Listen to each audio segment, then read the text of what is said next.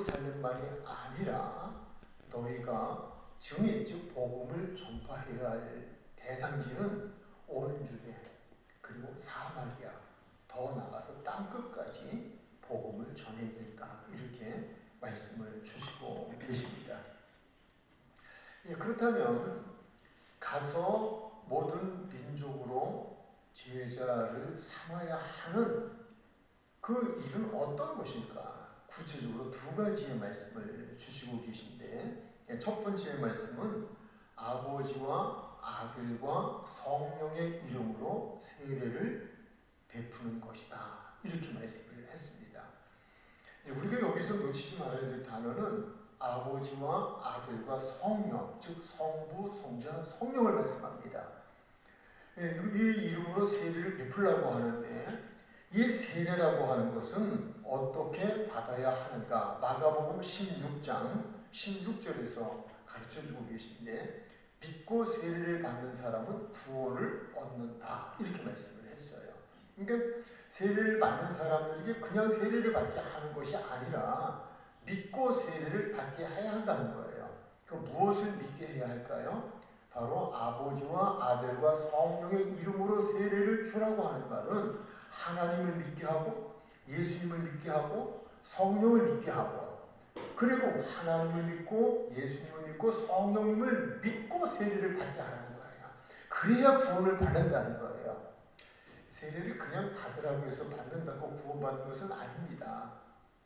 저도 이제 목회 현장에 있을 때 그 가족들이 교회에 출석을 하지 않으셨어요. 네, 근데 이제 마지막에 이제 이렇게 세상을 떠나실 즈음이 되니까 가족들이 권면을 해서 그러면 나 예수 믿겠다 라고 하는 고백을 했다는 거예요. 그래서 그 세례 안 받으면 안 되는데, 목사님 그렇게 고백을 했으니 목사님께서 다시 한번 병원에 방문을 해주셔서 신방도 해주셔서 그래서 그렇게 신앙의 고백을 받고 그리고 세례를 주시면 어떨까요?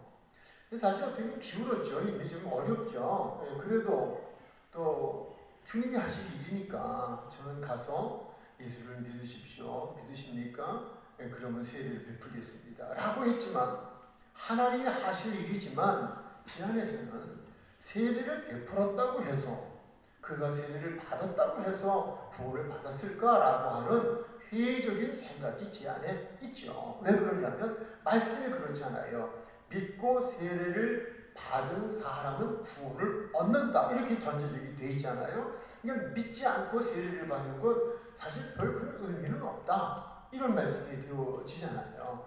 그래서 여기서 이 믿고라고 하는 믿음의 대상은 바로 하나님, 예수님, 성령님을 믿어야 된다라고 하는 조건이에요. 그 다음 말씀은 믿지 않은 사람은 정죄를 받는다. 이 말은 세례를 받아도 믿지 않는 사람은 정죄를 받는다. 즉 구원을 받지 못한다는 말씀이에요. 우리가 다시 한번 이 말씀 앞에서 세례를 우리가 이렇게 가볍게 생각할 부분이 아니라, 또 세례를 베풀 때에도 받는 자들도 하나님을 믿고 예수님을 믿고 성령님을 믿고 세례를 받도록 해야 하고 받아야 된다라고 하는 부분입니다. 우리는 세례에 대한 부분에서 사도행전 1장 5절에서는 이렇게 말씀을 해주고 계셔요. 요한은 물로 세례를 베풀었으나 너희는 몇 날이 못되어 성령으로 세례를 받으리라. 성령에 대한 말씀이 여러 차례 드렸죠. 이 말씀 가운데서 보면 우리는 물 세례와 성령 세례가 있어요. 이 세례를 요한의 물 세례, 예수님의 성령 세례, 이렇게 이야기를 해요. 또 사도 바울이 사도행전 19장에서 보면 에베소 교회에 가서 질문하잖아요. 너희가 믿을 때에 성령을 받았느냐? 그러니까 우리는 성령이 있음도 알지 못합니다. 그러면 무슨 세례를 받았냐? 그랬더니 우리는 요한의 물 세례는 받았습니다. 그러나 성령의 세례는 우리는 듣지도 못했기 때문에 받지도 못했습니다 하는 얘기예요. 그런데 그렇게 되면 곤란하잖아요. 성령 세례까지 가야 구원이 이르잖아요. 바로 여기서도 말씀이 요한은 물로 세례를 베풀었으나 너희는 몇 날이 못되어 성령으로 세례를 받으리라. 이것은 하나님 말씀이에요. 요한의 물 세례도 받아야 돼요. 우리가 목사님을 통해서 성부와 성자와 성령의 이름으로 내가 네게 세례를 주노라 하는 물 세례도 이거 경륜이 여기서는 안 돼요. 매우 중요한 절차예요. 우리 예수님도 세례 요한에게 물세례를 받으셨어요. 물세례를 받고 올라오시니까 하늘의 문이 열리면서 하늘에서 성령 세례가 임하셨어요. 그분은 하나님이시지만 우리가 마땅히 당연히 해야 할 것을 보여주시는 것뿐이에요. 해야 한다는 거예요. 그래서 이렇게 세례를 베풀어라. 이 세례를 베푸는 목적은 뭐예요? 구원이죠. 그들로의 구원받게 하는 거예요. 그러니까 땅끝까지 이르러 모든 족속에게 그들을 제자로 삼아야 하는 이유 중에 중요한 것은 구원받게 하는 것이다. 그러나 이 일을 너희가 하라 라고 하는 거예요. 이제 두 번째 말씀을 보니까 내가 너에게 분부한 모든 것을 가르쳐 지키게 하라. 이렇게 말씀을 하셨어요. 이 말씀이 중요한 건 이런 거죠. 하나님을 믿고 예수님을 믿고 성령님을 믿고 세례를 받으려면 어떻게 해야 될까요? 하나님을 가르치는 자가 있어야죠. 예수님을 가르쳐주는 자가 있고 성령님을 가르쳐줘야 그래야 들어야 믿음이 생기잖아요. 그러니까 그렇게 하기 위해서 그들에게 다른 것 하지 말고 내가 너희에게 분부한 것, 즉 예수님이 말씀하신 것, 하나님이 말씀하신 것을 그들에게 가르치라는 거예요. 근데 가르친다고 하는 것, 여기서 또 하나 말씀은 지키라고 하는데 지킨다는 이런 거예요. 여러분 우리가 믿는다는 게 뭐예요? 하나님을 믿는다 하는 것은 무엇이에요? 그것은 하나님의 말씀을 믿는 것이고 하나님의 말씀을 믿는다면 어떻게 할까요? 그대로 하는 거죠. 하나님 말씀대로 하지 않는 것은 하나님 믿지 않는 거다. 이렇게 우리가 진단을 해도 다를 거 없어요. 그렇잖아요. 여러분들이 저를 신뢰한다면 어떻게 할까요? 제가 어떤 이야기를 해드려도 제 말을 믿어줄 거 아닙니까? 그리고 제 말대로 할 거 아닙니까? 이게 중요한 거죠. 우리가 서로 신뢰하지 못하면 그 사람 말을 믿으려고 하지 않아요. 그 사람 말에 토를 달아요. 그 사람 말을 따르지 않아요. 그건 곧 불신이에요. 나는 당신을 믿습니다. 무엇으로 보여줘요? 그 사람의 말을 믿어주는 거예요. 그 사람 못 믿으면 그 사람 말을 믿지 못해요. 모든 것이 거짓말이라고 판단한다는 거죠. 그런 거예요. 그래서 우리는 여기서 가르치는 것으로 끝나는 것이 아니라 그들이 그 말씀을 믿도록 가르치라는 거예요. 믿도록 가르치면 지켜라 라고 말하지 않아도 그 말씀이 믿어지니까 그렇게 하는 거죠. 이 일을 하는 거예요. 로마서 10장 13절로 17절의 말씀이에요. 누구든지 주의 이름을 부르는 자는 구원을 받으리라. 할렐루야. 누구든지 주의 이름을 부르는 자는 구원을 받으리라 그랬는데요. 여기서 놓치지 말아야 될 부분이 있어요. 그것이 뭔가 하면 그냥 우리가 입술로 주의 이름을 부른다. 주여 주여 주여 이런다고 구원받으면 아니라는 거예요. 우리 마태복음 7장에 있잖아요. 주여 주여 하는 자마다 다 구원받는 건 아니다. 그분의 뜻대로 행하는 자가 구원을 받는다라고 되어 있잖아요. 그러니까 여기서도 누구든지 주의 이름을 부르는 자는 구원을 받아요. 이건 말씀이니까. 그 다음 말씀 보면 그런즉 그들이 믿지 아니하는 일을 어찌 부르리오라고 되어 있잖아요. 그러니까 부르되 무엇하고 불러야 된다? 믿고 불러야 돼요. 믿지 않는 일을 어찌 부르리오라고 하는 것은 이것은 정말 믿음으로 부르는 이들이 구원을 받는다라고 하는 설명을 해주시는 거죠. 그런즉 그들이 믿지 않은 자를 이를 어찌 부르리오? 듣지 못한 이를 어찌 믿으리요? 그러니까 하나님을 우리가 어떻게 믿어요?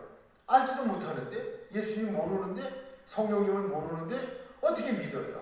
믿으려면 하나님이 누구신지를 알아야 되잖아요. 알아야 믿게 되죠. 바로 그 말씀을 지금 주는 거예요. 15절에 보면 보내심을 받지 아니하였으면 어찌 전파하리요? 기록된 바 아름답도다. 좋은 소식을 전하는 자들의 발휘함과 같으니라.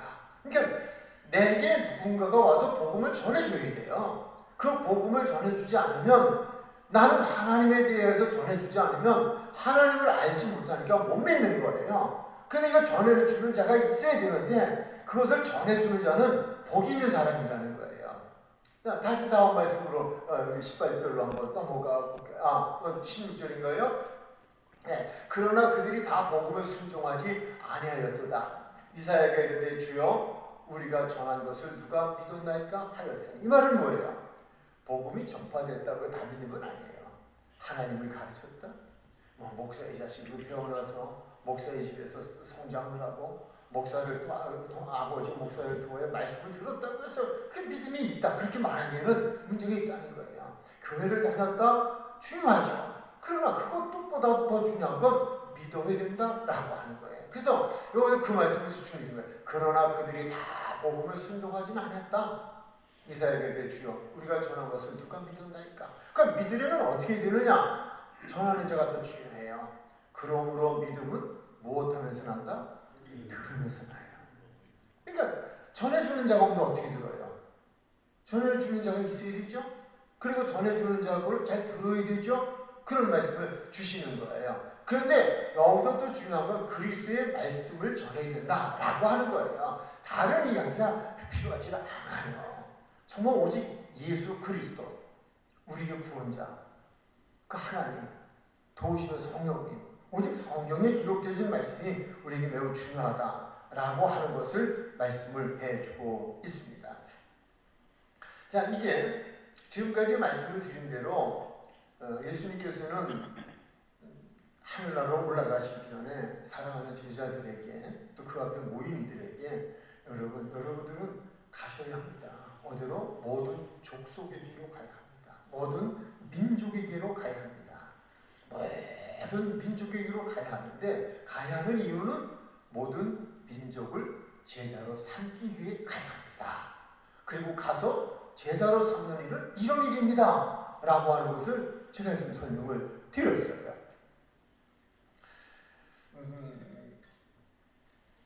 이번에 여러분들도 기도 많이 해주셨고 또 교회가 또는 뜻이 또 사랑하는 어떤 이들이 또 가는 길에 이렇게 성교리로 또 도와주시고 그래서 잘 다녀왔어요. 네, 잘 다녀왔는데 저는 그래도 참 하나님께 감사한 것은 그래도 예수님을 믿고 또 사역의 길에 들어서면서 또 하나님이 제게 같은 생각을 갖고 순종할 수 있는 아내를 주께 만나게 해주셔서 그래서 여러분들도 또 아실 분들 아시는 대로 미아리에 한 교회를 개척하게 하셨고 또 의정부의 호원중앙교회를 또 개척해서 또 세우게 하셨고 여기 행복한 교회도 그리하게 하셨어요. 그 하게 하신 것도 참 감사했지만 하게 하시는 가운데에 주님이 그래도 저와 제 아내에게 주셨던 물질을 통해서 아낌없이 드림을 통해서 그래도 그 미하리에서의 교회가 또 의정부에서의 호원중앙교회가 또 세워지게 됐으니 정말 감사한 일이죠. 그분의 은혜죠. 그때는 저희 전 재산을 다 남김없이 드림을 통해서 그런 일들이 이루어졌고 또 이 교회도 그렇게 했잖아요. 또 지금 목회 마지막 부분에서 또 그래도 얼마라도 헌금을 드릴 수 있게 해서 그것을 통해서 오늘 교회가 세워졌잖아요. 저는 이번에 선교지를 다녀와서 좀 아내와 함께 의논을 했습니다. 제가 이 교회를 마지막으로 하는 것이 아니라 하나님 앞에서 제게 기도하는 제목이 또 하나의 교회를 개척했으면 참 좋겠습니다. 이 땅에 또 하나의 교회를 세웠으면 좋겠습니다. 그런 기도를 해왔었어요. 그래서 또 한때는 이 교회 부채를 정리를 해야 하나, 제가 가기 전에 그렇게 해야 하나, 또는 어떤 교회를 새로 세우는 일에 동참을 해야 하나, 또 하나는 개척을 해야 되나.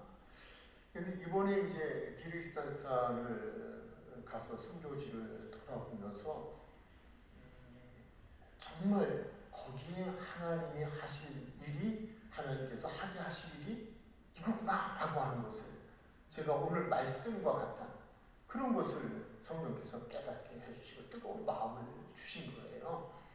그 기르기스탄, 스탄, 카자흐스탄이나 그 지역은 소련의 구소련의 나라였는데 고르바초프가 다 이렇게 분리 독립을 시켜주면서 공산주의가 좀 자유주의화 되어진 그런 지역이에요. 요즘 러시아가 우크라이나 점령을 또 해서 자기 나라를 삼으려고 그러잖아요. 그런데 지금 이 카자흐스탄이나 키르기스탄 같은 나라는 그래도 조금 좀 더 자유한 나라가 되어져 있어요.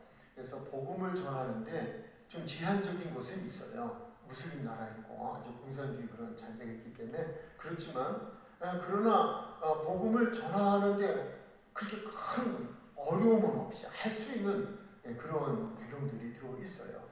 제가 이번에 본 것은 중국에 그렇게 막 선교가 들어가고 성령의 바람이 일어나고 그 눈물이 다 닦였잖아요. 이제 뭐 다 추방됐어요. 선교사들이 러시아의 선교사들이 지금 다 또 밖으로 나왔어요. 거기도 또 한참 성령의 바람이 일어서 대단했어요. 교회들이 막 쓰고 근데 지금 문이 닫혀버렸어요. 그런 게 이제 지금 나온 곳이 카자흐스탄이나 키르기스탄이에요. 그런데 카자흐스탄보다도 키르기스탄은 그곳은 정말 복음의 불모지예요. 교회도 찾아보기 어려워요. 선교센터도 없어요.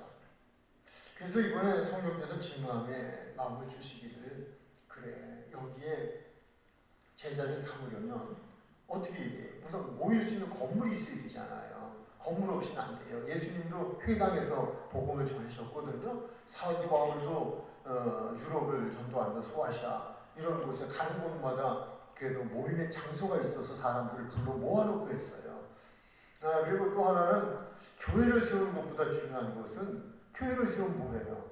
교회를 맡아서 영혼들을 양식을 공급할 지도자가 없잖아요.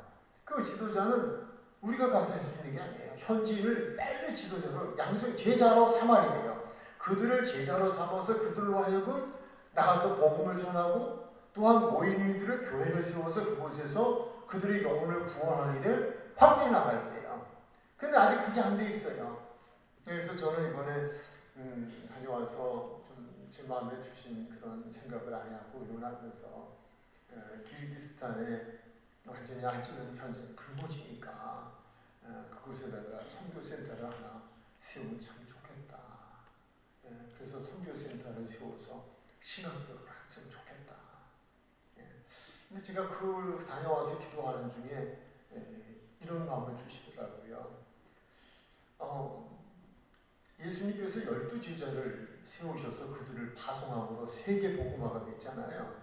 그래서 예수님이 12명이라면 난 12명은 아니어도 11명을 최소한 1년 동안 선교센터를 짓고 선교센터에 그들을 기숙을 시키면서 합숙시키면서 그래서 집중적으로 제자로 삼아서 그들이 지도자가 제자가 되어지면 그들을 각 지역에 파송을 하는데 그때 교회를 세우고 그때 거기에서 파송해서 목회 사역을 하게 하는 것 이것이 가장 중요한 일이 아니겠냐. 성령께서 기도하는 집에 그런 마음을 주시는 것 같아요.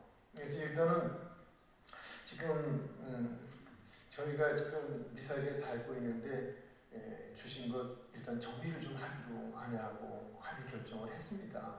그래서 미사일이 있는 집을 정리를 해서 물론 이제 저희도 조그만 거처는 필요하겠죠. 보따리 들었다 해도 거처는 필요하겠지만 그렇게 해서 하나님 앞에서 그 미사일 집을 정리한 금액에 또 성령이 저희 부부에게 주시는 마음의 금액을 가지고 일단 키르기스탄에 선교센터를 건축하는 곳으로 세워가는 곳으로 그렇게 또 그곳에 제자들을 양육하는 그런 시설도 만들고 그렇게 지금 하려고 하는 뜨거운 마음이셔서 지금 거기까지는 지금 진행이 지금 되어지고 있습니다.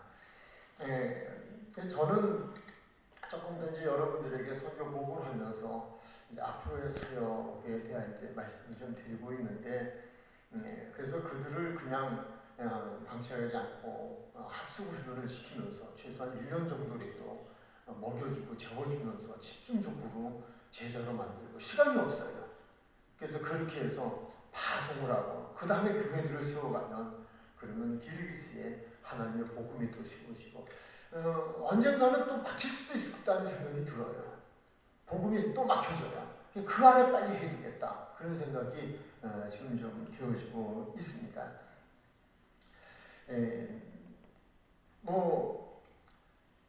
후원에 대한 문제는 저는 그렇게 생각을 해요. 가서 사역에 대한 그 현장에서 앞으로 그 큰 일들을 어떻게 할 거냐. 하나님이 하시겠죠. 왜냐하면 하나님의 일을 하나님이 하시니까. 이모저모로 사람 붙여주실 것이고 이모저모로 하나님이 합당한 이들을 만나게 하실 것이고 그렇게 하시라고 저는 믿고 있습니다. 그 수도에 기르기스탄 수도에 우선 선교센터를 지금 1차적인 교육을 하고 있고요. 지금 제가 그 이시쿨이라고 하는 기르기스탄에 관광지 1호인 큰 호수가 있는데 그 호수에다가 이미 그 앞서간 선교사님이 땅을 사놓으셨어요. 150평을. 그래서 거기다가 선교관을 짓겠대요. 그러니까 그 선교관을 짓겠다고 선교센터 지으시겠다 그러는데 이번에 그 현장까지 같이 다녀왔습니다. 다녀와서 그 건축을 하는 거기에 한 150평 정도가 더 확보가 돼야 한 300평 정도 돼야 하지 않겠냐. 근데 이 150평을 사는데 10,000불을 주셨대요. 10,000불이면 우리나라 돈으로 지금 한 1,500만 원 정도 되겠죠. 그래서 150만 5평을 샀는데 한 300평 막 확보를 해서 거기다 3층으로다가 또 선교센터를 세워서 거기에서도 또 거리가 멀으니까 그런 훈련도 하고 하나님 일을 하겠다. 지금 그런 이야기를 하고 있습니다. 그곳에서 건축을 하는 동안 저에게 나와서 건축을 좀 도와줄 수 있겠냐. 그래서 일단 그것도 대답을 하고 왔습니다.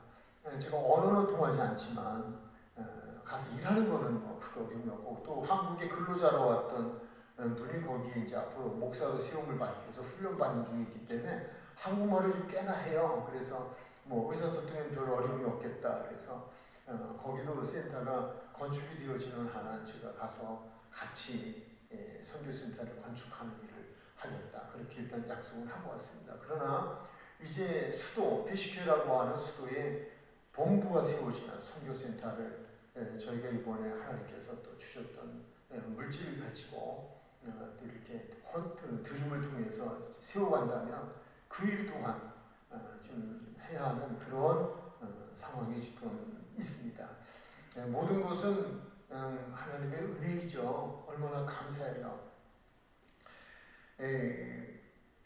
요한복음 9장 4절의 말씀은 제가 그곳에서 은혜를 받고 정말 이한 목숨이 주님을 위해서 일을 해야 되지 않겠냐라고 하는 그런 생각이었는데 이런 말씀이에요.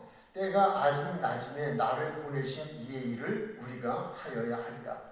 반이 오리니 그때는 아무도 일할 수 없느니라. 예수님께서는 3년 후에 돌아가실 것을 아셨어요. 그래서 일할 수 없는 때가 온다는 거예요. 그렇잖아요. 저도 지금 이렇게 생각하면 이제 지금 49년생 72살이잖아요. 제가 그래도 뭐 몸으로 일할 수 있는 또 가서 선교센터를 세우고 거기에서 제자 훈련을 시키고 그 사역을 할 수 있는 선교사로 나가서 사역을 할 수 있는 시간이 얼마나 될까 하는 생각해 보면 하나님이 건강 주시면 80까지는 하지 않겠나? 그런 생각. 최상으로 보면 그래도 그것이 한 6, 7년 되지 않겠냐. 6, 7년도 금방 가잖아요. 그래서 이 생명 다 하는 동안 그냥 주님이 필요하시는 곳에서 필요로 하신 일을 아멘하고 감당을 하리라. 그렇게 지금은 기도하고 있고 또 주님이 허락하신 안에서 그 일을 지금 하려고 합니다. 주님께서 우리에게 가서 모든 민족을 제자로 삼으라 라고 명령을 하셨기 때문에 저는 하나님의 사람으로서 그 명령에 순종하여 그 일을 감당하려고 합니다. 여러분들 위해서 기도해 주시면 그 기도에 의해서 사명을 잘 감당하리라고 생각이 되어집니다.